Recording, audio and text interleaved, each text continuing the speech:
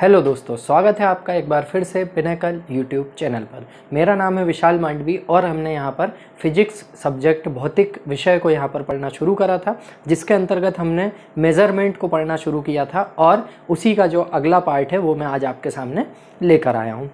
यहाँ पर हम देखेंगे बहुत ही गौर से, तो बहुत कॉमन सा टॉपिक है पर कई बार हमें उलझा देता है। बहुत ध्यान से समझिएगा, क्योंकि हम इस टॉपिक को क्या करते हैं, ये जो समय के महत्वपूर्ण मात्रक या इसकी जो यूनिट होती है इसको स्किप कर देते हैं कि यार ठीक है हमें पता तो है, पर असल में होता क्या है, ये कहाँ पर उलझाता है, आप इस टॉपिक में आगे देखिएगा। तो आज हम पढ़ने वाले हैं क्या, इंपॉर्टेंट यूनिट्स ऑफ टाइम या समय के महत्वपूर्ण मात्रक। समय के महत्वपूर्ण मात्रक की बात करूँ तो सबसे पहली जो चीज़ है, जो सबसे बेसिक, जो सबसे छोटी यूनिट है समय की, वो क्या है, सेकंड। कल हमने सारे जो टाइप्स पढ़े थे, MKS यूनिट, SI यूनिट, उसके अंदर मैंने आपको ये चीज़ बहुत अच्छे से बताई थी कि जो सेकंड है, यही सारे के सारे जितने भी टाइप के यूनिट्स, जितने भी टाइप की पद्धतियाँ, जितने भी टाइप के सिस्टम है हमारे पास, इन सारे के सारे सिस्टम के अंदर समय का जो सबसे छोटा मात्रक है वो क्या है, सेकेंड ही है। तो कुल मिला के 60 सेकेंड मतलब 60 सेकेंड बराबर होता है क्या, हमारा 1 मिनट। फिर सेकेंड पॉइंट पे देखते हैं हम क्या, 60 मिनट्स 60 मिनट बराबर होता है 1 घंटा, 1 आवर। इसके बाद में कुल मिला के 24 घंटे, 24 घंटे या 24 आवर मिलाकर होता है हमारा क्या, 1 दिन। 7 दिन के बराबर होता है हमारा 1 सप्ताह। ये तो कुछ बेसिक चीज़ें हुई, यहाँ तक ये सारे लोगों को पता है, सभी लोग इससे अच्छे से परिचित हैं। आगे देखते हैं आप, यहाँ से आपका प्रश्न बनता है क्या कि 4 सप्ताह बराबर क्या होता है। 4 सप्ताह बराबर होता है आपका 1 लूनार मंथ, चंद्रमास, जिसको हम चंद्रमास के नाम से भी जानते हैं। तो 4 सप्ताह बराबर आपके 28 दिन। फॉर एग्जाम्पल, हम जितने भी नेट पैक के रिचार्ज कराते हैं या हमारे जितने भी मोबाइल रिचार्ज होते हैं, तो ये हमेशा किसके हिसाब से होते हैं, लूनार मंथ के हिसाब से होते हैं। ठीक है, ये हमेशा कितने दिन के होंगे, 28 दिन के होंगे। ठीक, तो 28 दिन या 4 सप्ताह बराबर होता है क्या, 1 लूनार मंथ या 1 लूनार या 1 चंद्र मास। आगे हम देखते हैं, अब जो 30 दिन वाला जो सिस्टम है, 30 दिन वाले सिस्टम को हम क्या बोलेंगे, तो कुल मिलाकर 30 डेज या 30 दिन मिलकर क्या बनाते हैं, 1 सौर मास बनाते हैं। बहुत अच्छे से ध्यान से सुनिएगा दोस्तों, 1 चंद्रमास के बराबर होते हैं क्या, 4 हफ्ते या 28 दिन, और 30 दिन जो होते हैं ये बराबर होते हैं किसके, हमेशा 1 सौर मास के। क्योंकि आपका जो प्रश्न है इसके अंदर से यहीं से बनने वाला है, इस टॉपिक से आपका प्रश्न कि 1 चंद्रमास, बार बार आप कंफ्यूज होंगे कि 1 चंद्रमास बराबर 30 दिन होते हैं, पर ऐसा नहीं है। 1 चंद्रमास के बराबर 28 दिन या 4 सप्ताह होते हैं, और 1 सौर मास के बराबर क्या होते हैं, 30 दिन होते हैं। आगे देखते हैं अब, उस हिसाब से एक और नए टाइप से आपका प्रश्न आने लगा है क्या, कि 1 वर्ष के अंदर यदि हम देखें तो 1 वर्ष के अंदर कितने चंद्रमास होते हैं, तो 1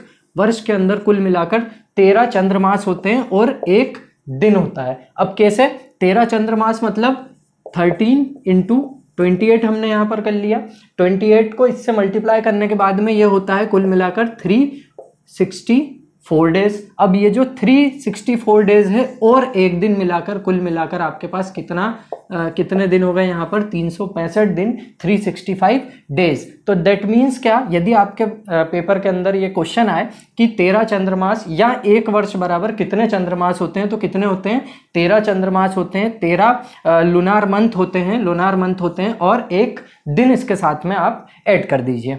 अंत में जो है हमारी समय की बहुत कॉमन सी यूनिट, ज़्यादातर लोग इसके बारे में जानते हैं, ये 3 जो हैं, ये 3 फैक्ट जो हैं, ये आपके सबसे ज़्यादा इंपॉर्टेंट है। ये एक बेसिक सा फैक्ट है, हर 4 साल के बाद क्या आता है, एक लीप वर्ष आता है, जिसके अंदर कुल मिलाकर कितने दिन होते हैं, 366 डेज होते हैं यहाँ पर। क्योंकि क्या होता है, हमारी पृथ्वी जो है एक पूरी उसकी परिक्रमा लगाने में घूर्णन तो 24 घंटे में करती है, कुछ 23 घंटे 56 मिनट और 4.9 सेकंड्स के अंदर ये इसको करती है घूर्णन गति को।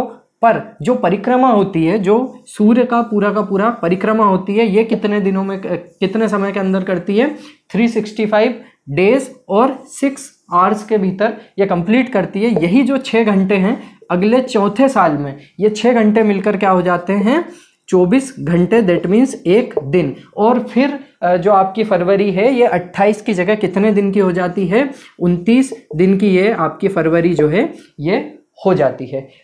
तो दोस्तों ये था आपका इम्पॉर्टेंट यूनिट्स ऑफ टाइम। इसमें इसके बाहर से कहीं पर भी प्रश्न नहीं आना है। चलिए अब हम आगे देखते हैं। हम अब इसके बाद में क्या होता है कि अब इसके सारी की सारी यूनिट की विमाएँ होती है, मतलब जिसको हम किस नाम से जानते हैं, डायमेंशंस के नाम से जानते हैं, विमाएँ के नाम से जानते हैं। आपके एग्जाम के अंदर बार बार प्रश्न आते रहता है कि आप क्षेत्रफल का जो बिंबीय सूत्र है ये बताएं, आयतन का बिंबीय सूत्र बताएं, या उसका जो डायमेंशन है ये बताएं। इसी चीज़ को हम समझते हैं आगे कि ये क्या चीज़ होती है। कोई भी जो भौतिक राशि है या फिजिकल क्वांटिटी जिसको हम बोलते हैं, इसका कोई भी प्रतीक या प्रतीक के ऊपर किसी भी टाइप की घात, ये दोनों की दोनों मिलकर क्या बनाती है, विमा सूत्र या विमाएँ या इसकी डायमेंशन बताती है।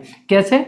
तो इसके जो बेसिक आप कंपोनेंट समझें तो ये क्या क्या होते हैं। सबसे पहले लेंथ होती है, लंबाई होती है। लंबाई का जो साइन होता है वो क्या होता है, एल होता है। इसके बाद में मास जो होता है, द्रव्यमान जो होता है, इसका साइन क्या होता है, एम। इसके बाद में समय जो होता है, इसका साइन क्या होता है, टी, टाइम। इसके बाद में करंट जो है, इलेक्ट्रिक करंट या विद्युत धारा का जो साइन होता है वो क्या होता है, आई होता है। यहाँ पर इसका साइन आई होता है। ठीक, आगे देखते हैं। तो इसी को अपन ध्यान में रखते हुए यहाँ पर एक सूत्र को समझते हैं थोड़ा सा।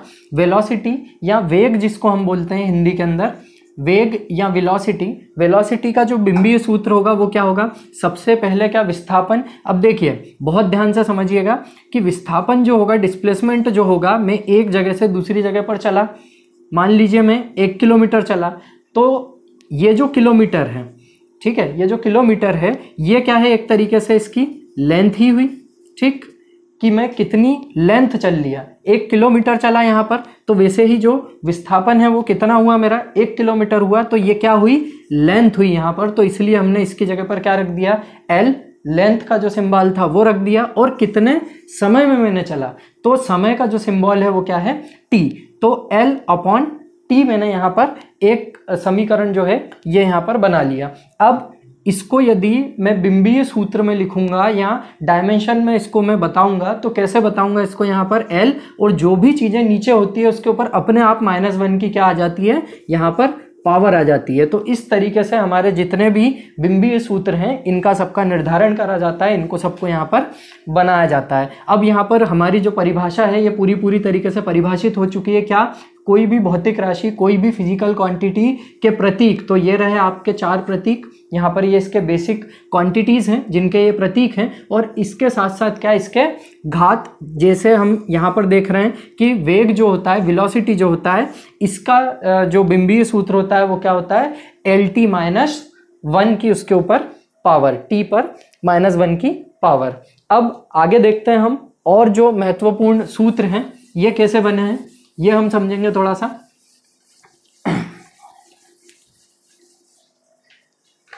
ये जो क्षेत्रफल है, सबसे पहले हम देखेंगे क्षेत्रफल या एरिया जिसको हम बोलते हैं इंग्लिश में, क्षेत्रफल या एरिया। अब मान लीजिए कि किसी भी जगह का हमारे को क्षेत्रफल निकालना है और वो आयताकार है, तो इसका जो सूत्र होगा, इसका जो फॉर्मूला है वो क्या है, लेंथ इनटू ब्रेड्थ, मतलब लंबाई गुणित चौड़ाई। अब इसमें हम क्या देखते हैं आखिरी में, जब भी हम इसको लिखेंगे तो हम मीटर का स्क्वायर, सेंटीमीटर का स्क्वायर, जब भी हम एरिया को ज्ञात करेंगे किसी भी जगह का तो हम उसके ऊपर क्या लगाएंगे, स्क्वायर लगाएंगे। सीधी सी बात है। अब ये क्यों लगाया जाता है हम इसको थोड़ा सा देखते हैं। क्या हो रहा है असल में, देखिए लंबाई जो है वो भी क्या हुई, लेंथ हुई, तो उसको भी हमने एल से यहाँ पे डिनोट कर दिया। और ब्रेड्थ जो है, इसकी चौड़ाई जो है, चौड़ाई भी क्या हुई, एक तरीके से हम क्या नाप रहे हैं, एक जगह से दूसरी जगह का डिस्टेंस, तो ये भी क्या हुई, लंबाई ही हुई। यदि हम इसको एक कॉन्सेप्ट से समझे तो वैसे ही ये क्या है, ये लंबाई का जो है, लेंथ जो है, इसका तो हमने एल डायरेक्टली लिख दिया, इज मल्टीप्लाइड बाय जो इसकी चौड़ाई है, जो इसकी ब्रेड्थ है, इसकी जगह पर भी हमने क्या लिख दिया, यहाँ पर एल लिख दिया, और ये दोनों क्या हो गए यहाँ पर एल स्क्वायर। अब जो इसका बिंबीय सूत्र बनेगा वो कैसे बनेगा, अब m जो है यहाँ पर है क्या, मास कुछ है क्या यहाँ पर, नहीं है, तो m0। अब l जो है वो कितने हैं यहाँ पर, हमने अभी निकाला कितने हैं यहाँ पर 2, और t जो है वो कितने हैं यहाँ पर 0 है। यहाँ पर हमें समय की जरूरत बिल्कुल भी नहीं पड़ी है। तो ऐसे ये आपका जो क्षेत्रफल या एरिया का जो सूत्र बनता है वो क्या बनता है, इसका बिंबीय सूत्र जो है, डायमेंशनल फॉर्मूला जो है इसका क्या बनता है, m0 l2 और t0। ऐसे ही आप और भी अन्य चीज़ों के मान ज्ञात कर सकते हैं। जैसे हम यहाँ पर दूसरा उदाहरण लेते हैं, क्या, आयतन मतलब वॉल्यूम। हम यहाँ पर यदि वॉल्यूम की बात करें तो किसी भी चीज़ का यदि हमारे को वॉल्यूम ज्ञात करना है तो हम क्या करेंगे, वहाँ पर लेंथ उसकी लंबाई गुणित उसकी ब्रेथ और उसकी हाइट, इन तीनों का हम आपस में क्या करते हैं, मल्टीप्लाई करते हैं। अब यहाँ पर मैं एक छोटा सा एग्जांपल लेता हूँ कि ये एक मैंने क्यूब यहाँ पर बना लिया, एक क्यूब मैंने यहाँ पर बनाया है, ठीक। अब हम इसकी देखेंगे क्या, सबसे पहले लेंथ, तो लेंथ जो है ये तो अपने आप में l है ही, तो यहाँ पर हमने इसकी लेंथ तो सीधे सीधे लिख ली, ये l यहाँ पर है। इसके बाद में दूसरा देखेंगे हम ब्रीथ। ब्रीथ अभी मैंने बताया था कि ब्रीथ भी एक जगह से दूसरी जगह की दूरी है, तो इसका भी हमने यहाँ पर l लिख लिया। और इसकी जो हाइट है ये भी एक जगह से दूसरी जगह की दूरी है, तो इसको भी हम यहाँ पर क्या बोल सकते हैं, लेंथ बोल सकते हैं। कुल मिलाकर अब ये जो बना हमारे पास क्या आया, L3। तो इसका जो सूत्र होगा, इसका जो डायमेंशनल फॉर्मूला होगा वो क्या होगा, यहाँ पर हमें मास की जरूरत पड़ी क्या, नहीं पड़ी, m0 L3, और आखिरी में टाइम की हमें जरूरत नहीं थी तो t0। आपके पेपर के अंदर जो है, आपके एग्जाम के अंदर दोनों में से कोई भी एक चीज आ सकती है, या तो आपको L3 डायरेक्टली लिखा हुआ आ सकता है या m0 L3 t0 यहाँ पर लिखा आ सकता है। तो दोनों ही कंडीशन में आंसर जो है आपका सही रहेगा। आगे और दो हम सूत्र देखेंगे जो महत्वपूर्ण है, आगे देखते हैं। अब जो बार बार पूछा जाता है वो क्या है, एक्सेलरेशन या त्वरण के नाम से हम जिसको जानते हैं ये है। अब त्वरण जो होता है ये हमेशा क्या होता है, एक्सेलरेशन क्या होता है, वेलोसिटी में चेंज ऑफ वेलोसिटी, मतलब वेग में परिवर्तन, बटे कुल समय जो है इसका, जितना इसके परिवर्तन में लगा है, ये समय भी जो है इसके साथ में आ जाता है। यदि मैं इसको और ज़्यादा सिंप्लीफाई कर दूं तो वेग जो है हम मीटर में लिखते हैं और इसको सेकंड स्क्वायर में लिखते हैं। आगे देखते हैं अब ये कैसे बना, तो लेंथ, वेग जो था ये तो लगा इसको, एक निश्चित समय जो था ये समय भी लगा इसको, ये भी हम मान ले रहे हैं, ठीक है।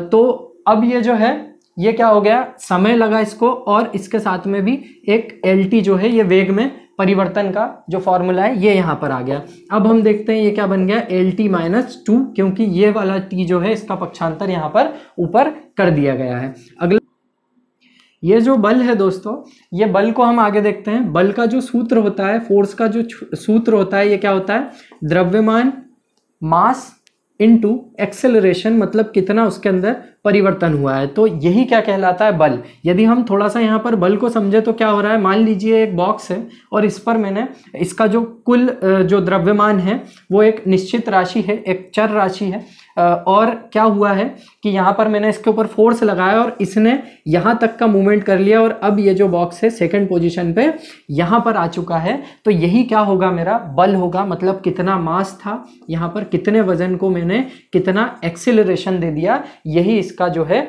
फॉर्मूला है। आगे हम देखते हैं इसके अंदर क्या क्या चीजें आएंगी। अब यहाँ पर मास भी आ चुका है, यहाँ पर बल आ गया है, द्रव्यमान आ गया है, मास के अंदर मतलब बल के अंदर यहाँ पर द्रव्यमान आ गया है, तो जो द्रव्यमान है उसको मैंने क्या मान लिया, मास जो है उसको मैंने क्या मान लिया, या इसका जो साइन है m।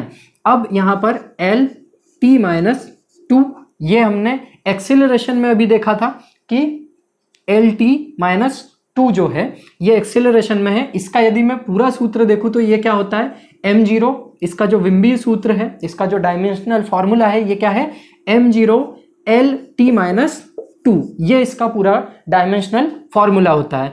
तो यहाँ पर चूंकि m यहाँ पर 0 था, अब यहाँ पर मास आ चुका है, यहाँ पर द्रव्यमान आ चुका है, तो इसके अंदर m मतलब मास आएगा, और L-T-2 जो है ये क्या है, इसका त्वरण मतलब एक्सेलरेशन है, और ये एक दूसरे के मल्टीप्लाई में है। तो ऐसे ही जो बल है इसका सूत्र क्या होगा, M-L-T-2 जो है ये इसका सूत्र है, इसका फॉर्मूला होगा। आज का जो हमारा वीडियो है वो यहीं तक है। और जो उम्मीद करता हूँ कि आपको आज बहुत अच्छे से समझ में आया होगा कि जो विमाएँ हैं, डायमेंशन है, इसको हम कैसे निकालते हैं। आपकी जो भी क्वेरीज हैं या जो भी आपके कन्फ्यूजन्स हैं, आप उसको कमेंट बॉक्स में बिल्कुल लिख सकते हैं।